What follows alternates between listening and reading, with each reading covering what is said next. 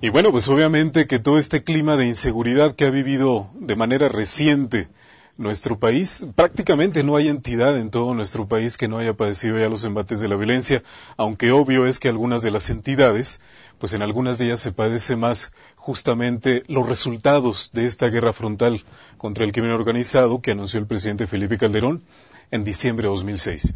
Por ejemplo, en el caso de Durango, pues es un caso muy particular, porque aunado a la crisis económica o a esa situación de deterioro en el ámbito de la economía, en muchos de sus factores, pues habría que agregar también la materia de la seguridad pública. En este caso ya muchos hablan, en lugar de seguridad pública, de la inseguridad que priva en la entidad.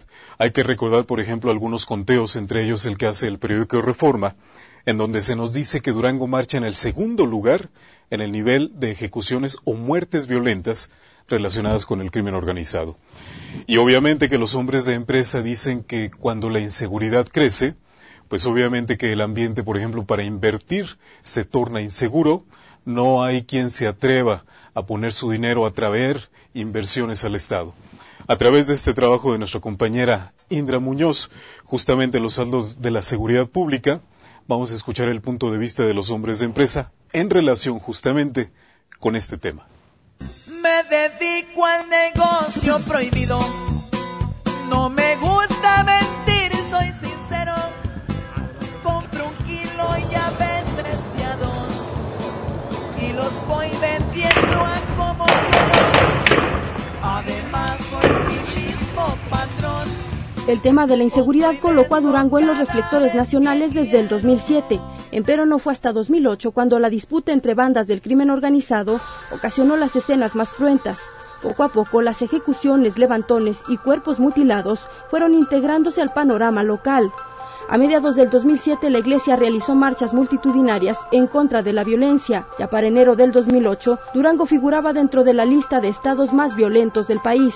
El clima de inseguridad ocasionó incertidumbre en todos los ámbitos. La sociedad vive con miedo y este fenómeno criminal puso en duda la viabilidad de invertir en nuestro estado. Alcaldes, funcionarios y no menos empresarios han sido víctimas de la delincuencia en todas sus modalidades: extorsiones, intimidaciones, secuestro e incluso homicidio. En 2009 continuó la lucha por el territorio estatal. El crimen organizado radicalizó acciones en algunos municipios del interior del estado durante los primeros 2 meses de este año. Incluso, autoridades reconocieron que Durango estaba padeciendo las secuelas del operativo que se realiza actualmente en Chihuahua. Se requiere un blindaje amplio, fuerte, porque los operativos de Chihuahua y de Sinaloa nos están afectando fuertemente a los duranguenses. Empero la ola de violencia generada por el crimen organizado y el narcotráfico se vio frenada de febrero a marzo pasados, al pasar de 636 ejecuciones a 498 en todo el país. Las ejecuciones disminuyeron de febrero a marzo en Baja California Sur, Chihuahua, Coahuila, Colima, Guerrero, Jalisco, México, Quintana Roo, Sonora, Tabasco, Tamaulipas, Veracruz y Zacatecas. En cambio, se incrementaron de febrero a marzo en Sinaloa con 19 muertos más, seguido de Baja California con 16 y Durango y Michoacán con 11. Durango no ha sido exento de lo que ha estado sucediendo a nivel país. Vemos que todavía no logran coordinarse los 3 niveles de gobierno en ese sentido. Aquí pedí que se siga apoyando, que se apoye al Estado y que se le mande más elementos federales para que siga actuando de manera coordinada con la Policía Estatal. Pues yo creo que en cuanto a seguridad han sido un trimestre muy difícil en cuanto a seguridad. Yo creo que en la historia, cuando menos en la historia que yo conozco, nunca habíamos tenido un trimestre tan difícil en cuestión de seguridad. Se siguen haciendo los esfuerzos.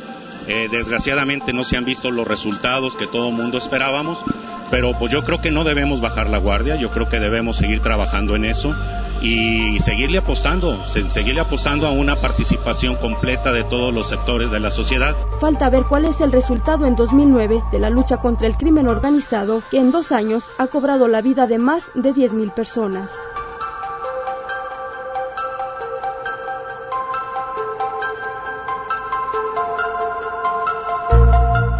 Y pues bueno, como ustedes ya lo han visto a lo largo de la secuencia informativa de este programa que hemos preparado para ustedes, pues analizamos ya dos de las variables importantes, la económica tanto en el ámbito nacional como en el local, e igualmente en materia de seguridad pública en ambos panoramas.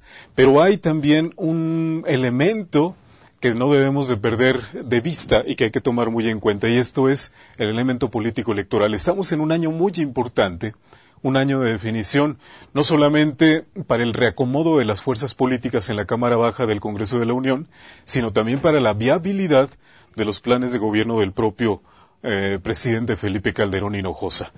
Y pues vamos a hacer, justamente aprovechando este momento, estamos en la antesala del inicio de las campañas políticas formales rumbo a la elección del 5 de julio, vamos a hacer un recuento de qué han pronosticado las diversas casas encuestadoras a lo largo de estos primeros meses del año. Hay que tomar en cuenta, por ejemplo, que apenas iniciado el 2009, todas las casas encuestadoras concluían en lo siguiente: el Partido Revolucionario Institucional es un fuerte candidato a tener la próxima mayoría en la Cámara Baja del Congreso de la Unión.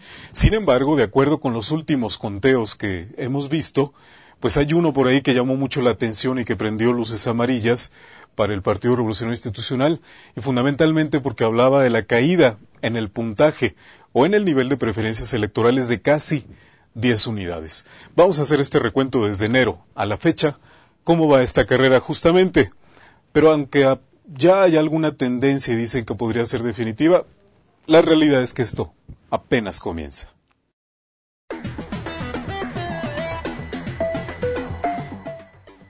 Si hoy fueran las elecciones, el revolucionario tendría muchas posibilidades de ganar. Así se decía al inicio del año. La tendencia se cierra. El PRI pierde casi 10 puntos. Así se dijo a finales de marzo. Dice que quien pega primero pega dos veces. ¿Cómo se dice que caballo que alcanza gana la carrera? ¿Qué tendrá que decirse la noche del 5 de julio? Aún es muy pronto para saberlo, porque por un lado está el asunto de la tendencia, pero por el otro el recuerdo que dejó el 2006, cuando al final el panorama tendencial quedó solo en eso, el vislumbre de lo que pudo ser. Por eso, en la víspera del inicio de las campañas electorales y la definición de los candidatos formales, vale hacer un recuento de lo que hasta ahora han reportado las casas encuestadoras acerca de lo que podría pasar el 5 de julio próximo. El año comenzó con un PRI seguro y lejano de sus contendientes. Para consulta Mitofsky, el tricolor estaba en 35.6 puntos de intención del voto, por 22.7 de Acción Nacional y 11.2 del Sol Azteca. Para esta misma empresa, el revolucionario adelantaba en 3 de las 4 regiones en las que divide al país. El PAN estaba al frente solo en el Bajío. El 9 de febrero, el Universal presentó su estudio y los números están en niveles similares a los anteriores. El PRI siguió adelante con 39.9% de la intención del voto, el PAN en segundo puesto con el 25.1% y el PRD no salió del tercero con 15.4%. A esta altura los priistas se decían satisfechos.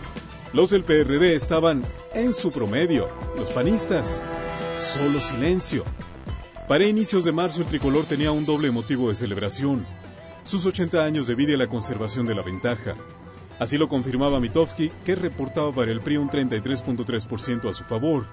El albiazul había mantenido su intención en 25.8% y el Sol Azteca seguía en su promedio, 11.7%. Pero el 23 de marzo, a 15 años del asesinato de Colosio, Berumen y Asociados llamó la atención. La distancia entre los punteros se había cerrado. El PRI acreditaba un 30.3%, es decir, había perdido 9.6 unidades. El PAN estaba en 27.4 para una diferencia de solo 2.9 unidades. Por su parte, el PRD apenas llegó a 12.2%. Así va la carrera hasta hoy, pero aún falta mucho, principalmente el inicio formal de las campañas. Luego de esto, entonces sí, los números tendrán más para decir.